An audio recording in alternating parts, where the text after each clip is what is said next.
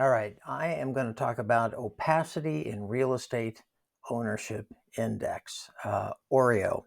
Recently, it's come up that this beneficial ownership information report is or is not going to get filed in the United States. Courts ruling against the Corporate Transparency Act, but there's an obligation under the Bank Secrecy Act to disclose these things.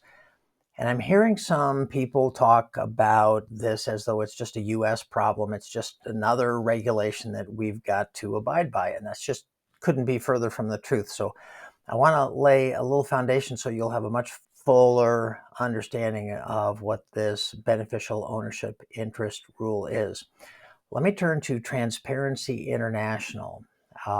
It collects data on anti-corruption efforts and it publishes the Opacity in Real Estate Ownership Index. Let's take a look at what we've got here.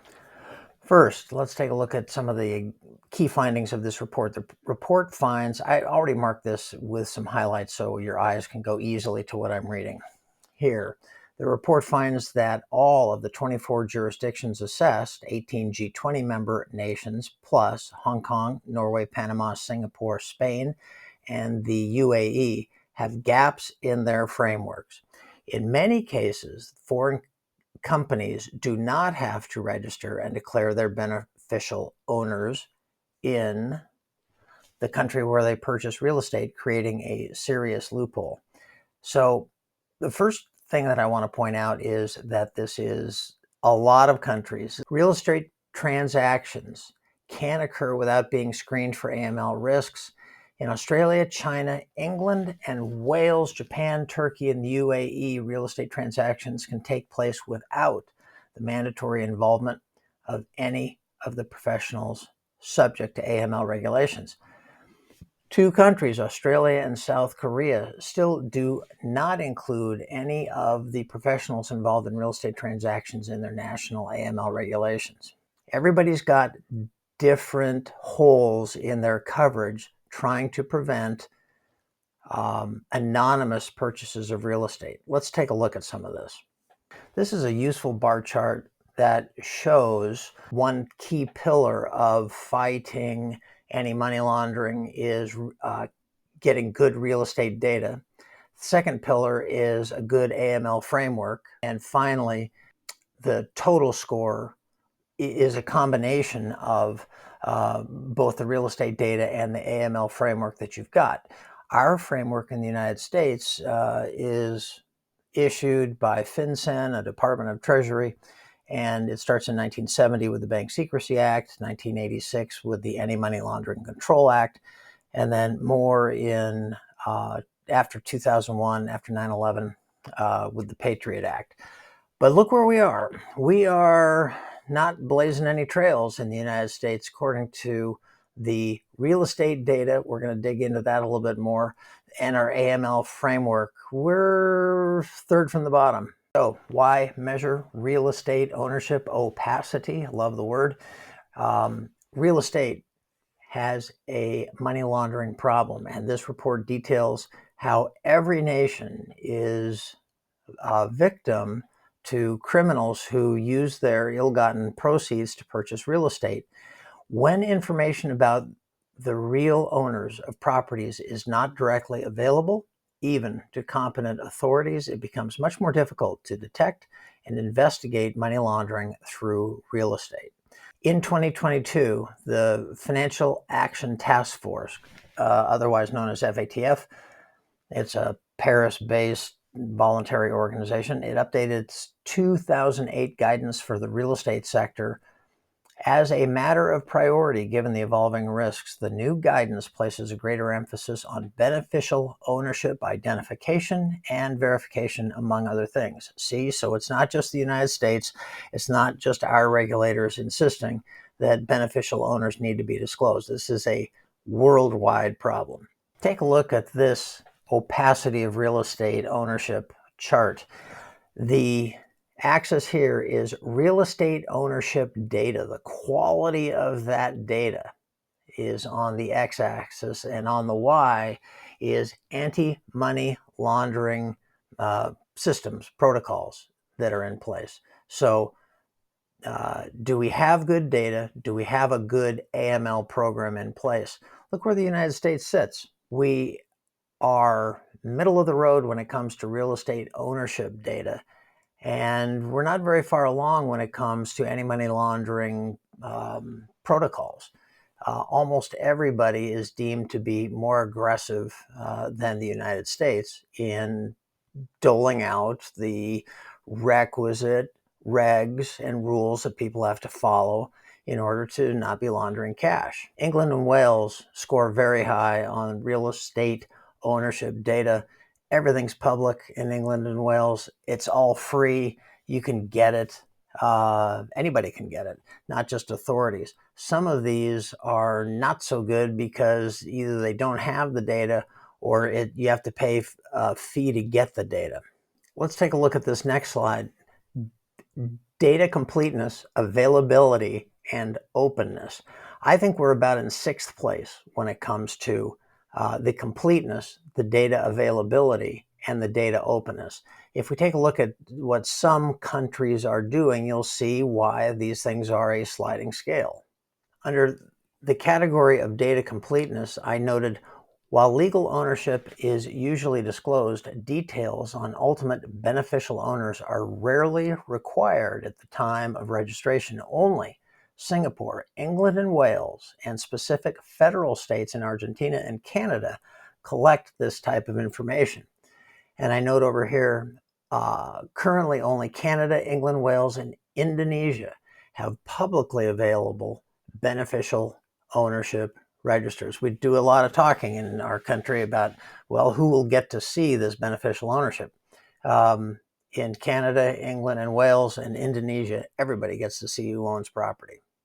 So I mentioned that it's a sliding scale. Everybody's got different strengths and weaknesses. In Norway and Spain, real estate registers are available to the public, but it is not compulsory to register a property there. So yeah, congratulations. It's clear and open to the public, but I chose not to register my property. Here, just 10 out of the 24 jurisdictions have centralized real estate registers which consolidate information from various regions and federal states. For example, Australia, Brazil, Canada, Mexico, the UAE, and the US have different real estate registers for the state/province or county with different conditions, rules, and fees in place. In other words, just bad coordination. This is one of the bases on which they're issuing this report and the grades. Note down here, along with England and Wales, company beneficial ownership data is available to the public only in Canada and Indonesia. This becomes even more concerning in jurisdictions which do not grant public access to corporate registers or do so without providing information on the ownership of entities, as in China, India, and Panama. Under data openness, I note here 12 of the 24 jurisdictions require users to pay both to consult the real estate register and obtain official certificates. 12 out of 24 are making it tough and costly to get the registers and see who owns the real estate. You know, interesting here when you're looking at which countries do a terrific job. It jumped out at me that South Africa does an absolutely fabulous job. France and England do a fabulous job. Norway, Sweden, and Finland also do a great job. They're listed as gray here, but Norway, Sweden, and Finland also do a terrific job with this. But I was just surprised with South Africa. Now, the second pillar of this grading system is the anti-money laundering frameworks that apply. That's coverage of AML provisions, due diligence, beneficial ownership information, supervision, sanctions, training, auditing, all the stuff. These go into determining the quality of your AML framework. And let me highlight this for you. Coverage of AML provisions, due diligence, beneficial ownership, identification, and supervision and sanctions. We are third to last, ahead of Australia and China, but lagging behind everyone else. So when we're bitching and moaning about having to disclose our beneficial owners in this country, just know that we're already starting way behind everybody else. Somehow we just get it in our craw that this violates our sense of freedom and autonomy. Everybody else seems to be playing to cooperate on this field, not us. Third to last, ahead of Australia and China. Now, I wanted to